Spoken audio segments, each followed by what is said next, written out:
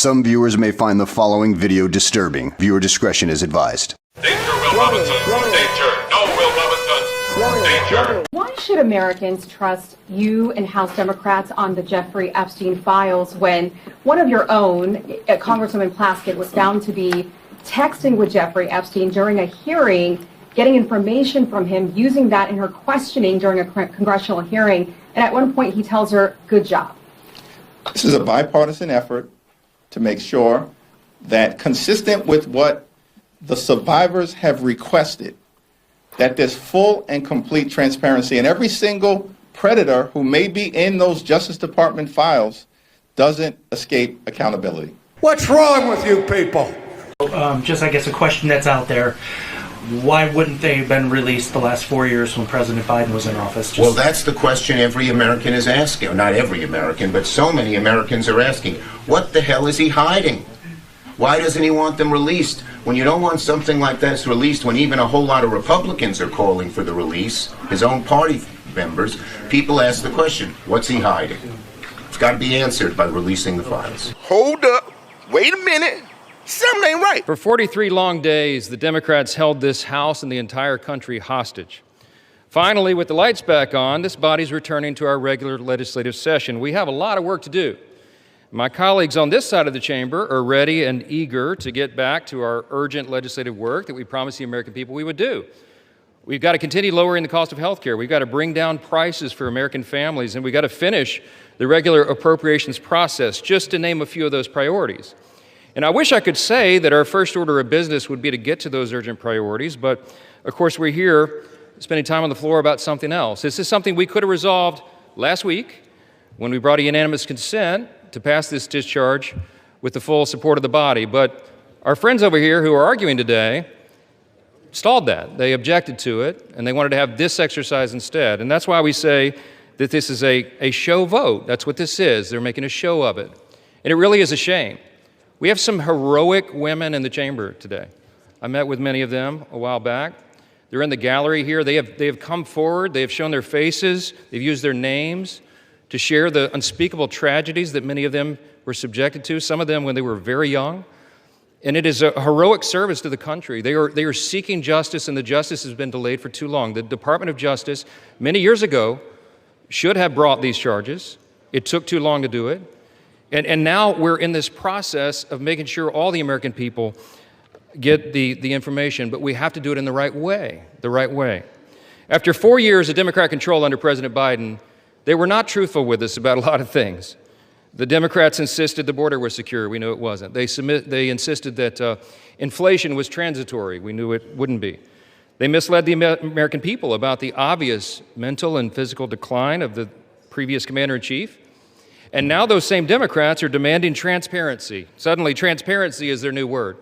Out of nowhere, they've taken a curious concern in the Epstein investigation, all in the name of that, in the name of transparency. But the question has been asked here many times during the debate on the floor, and everybody questioning why it is that Democrats have done this right now have to look at the obvious facts. The Democrats had all the Epstein files in their possession for 4 long years under the Biden presidency. The Biden Department of Justice had these files, and no one on this side who is breathless today about the urgency of this release ever said a word about it. And it was the Democrats who could have urged President Biden's Department of Justice to go beyond prosecuting just Epstein and Ghislaine Maxwell, but they didn't do it. And so it's a fair question to ask today, why now? Why the sudden urgent interest in Jeffrey Epstein? Look, we know why.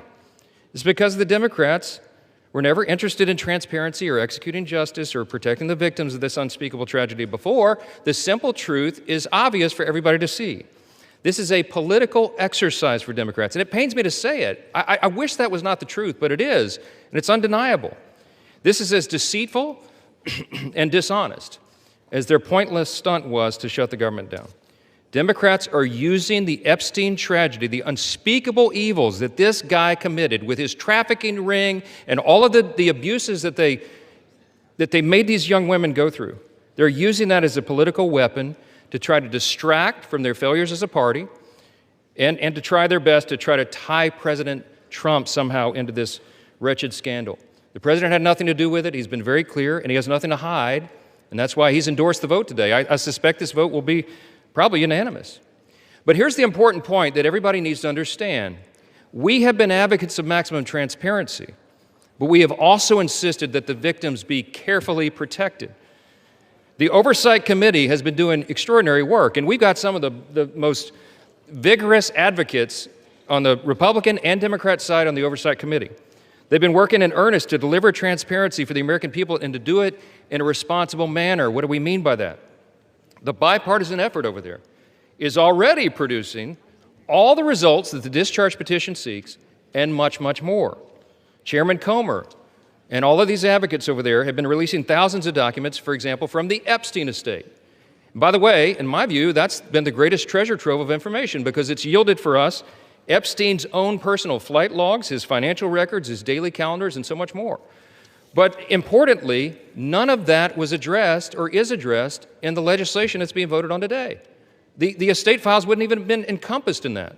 And so it goes to show that the Oversight Committee is doing it from the right way. From the very beginning, we've been insistent that this matter be handled carefully and with the utmost caution and care for the people who have been harmed. They should not be made to suffer any longer. We're talking about real people's lives at stake here, and young victims who don't want to be dragged into this political game that could get hurt further. But the Democrats are rushing the release of thousands of unsubstantiated documents that may be included in this, that are going to be in the public domain with the passage of this bill. And there are serious deficiencies in the legislation that I have noted at length, and Republicans have to work to address those deficiencies in the Senate if and when this legislation is advanced. I stood before the American public today at our press conference, and I explained in detail the dangers of the discharge petition. We have posted at my website, speaker.gov, a summary. The legal counsel, a small army of lawyers, put this together. I used to be a federal court litigator. Many of my colleagues who have spoken today were. We understand the dangers of how this was haphazardly drawn up. And among them, by the way, Mr. Speaker, before I forget, I seek unanimous consent to enter into this document into the record. It's on the website. It's entitled, How the Flaws of H.R. 4405 Could Re-Victimize Epstein's Victims, Create New Victims, and Damage the Judicial System. It is dated today. Thank you. And it summarizes just 5 or 6 of the major concerns. Among them, it fails to fully protect victim privacy. It could create new categories of victims. It potentially jeopardizes grand jury secrecy. It fails to prohibit release of child sexual abuse materials that are not appropriately defined in the legislation. It jeopardizes future federal investigations, and we have national security concerns regarding classified information. We'll put this in the record because we need the legislative record to reflect what is the legislative intent behind this vote. I used to litigate cases. We would litigate federal statutes and whether or not they could survive, and legislative intent is important, and we need to say clearly for the record, as a Speaker of the House, I'm saying to you, this legislation that will pass today is flawed and it must be amended. The question is, why didn't we amend it here before we passed it? Because the authors won't allow it. Because under the rules of the House, under a discharge petition, they have to agree to consent for the legislation to be amended, and they're not doing that. So now we rely upon our partners in the other chamber to get that done, and they need to do that. The victims deserve our utmost respect. In fact, they should be saluted for their courage. And the young women who have not come forward, who are now, some of them are middle-aged women who have not come forward, also deserve our respect, and they deserve to be protected. Republicans support transparency. We want maximum transparency, especially when it comes to disclosing the names of anybody who had anything to do with these evils, anybody who conspired with or aided in any way Jeffrey Epstein. They must be brought to justice. We want the bill to be amended so it doesn't, at the same time, violate victim privacy, create new victims, disclose the names of any whistleblower or informant, cause the release of grand jury materials or child sexual abuse materials, or undermine our national security. And if and when the Senate takes this up, we will work with our colleagues over there to make sure that these things are corrected. I'll just close with this simple thought. We've been at this a while. It's drug on for a while, but it's time for this to come to light. I expect that this will be a unanimous vote, and it will reflect what I think every member in this chamber, and I'll say this now, at least in recent days, every member of the chamber on the Democrat side, they didn't say anything for 4 years, but they're for maximum transparency now, and so is this side. But we want to do it in a respectful and careful manner so that we don't subject innocent people to further harm. And that has been the whole thing. I told all my members today I'll be voting yes on this, and I suspect almost everyone will. We'll send it to the Senate, and we hope it's corrected. Thank you for the time, Mr. Speaker, and I yield back.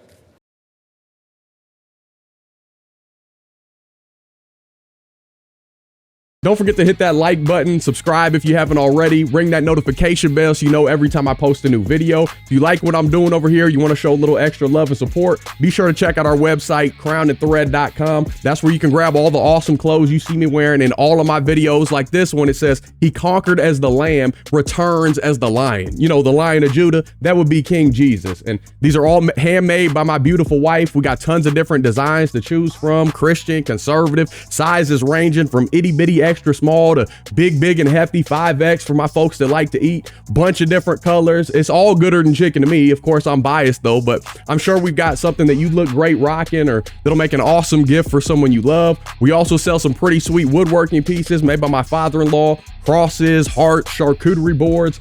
Definitely go check those out as well. If you'd like to support in other ways, you can buy me a coffee, hit that thanks button. You can become a member of the Gibson family right here on YouTube. All those links are down below in the description section. Listen, by no means do you have to do any of that stuff. Just showing up and watching my freckle face for a few minutes, that means the world to me, seriously. And I love y'all. I truly can't thank you enough for rocking with me throughout the years. Whether you've been here since I started back in 2017 when I was doing music reactions, or you're a recent subscriber, by the grace of God through my Lord and Savior Jesus Christ, and with y'all's support, my life couldn't be any better. Seriously. So thank you. And until next time, I'll be praying for you.